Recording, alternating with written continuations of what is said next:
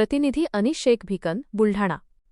बुलढाणा शहरातील जोहरनगर भागात राहणाऱ्या 8 वर्षांच्या शेख अबूजर या चिमुरड्याने कडाक्याच्या उन्हाची तमा न बाळगता आज आपला पहिला उपवास, रोजा, अत्यंत उत्साहात पूर्ण केला।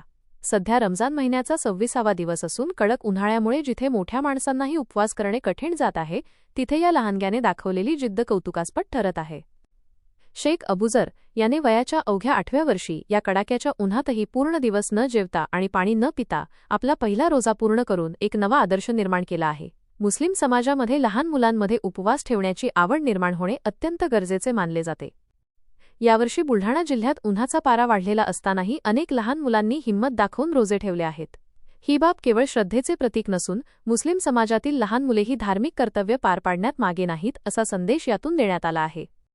शेख अबूजर याने रोजा पूर्ण केल्यानंतर आपल्या कुटुंबासोबत इफ्तार केला आणि देशामध्ये शांतता व प्रगती राहावी यासाठी विशेष प्रार्थना दुआ केली। या लहानग्याच्या धैर्याचे आणि ईश्वरावरील निष्ठेचे जोहरनगर परिसरात सर्वत्र कौतुक होत आहे।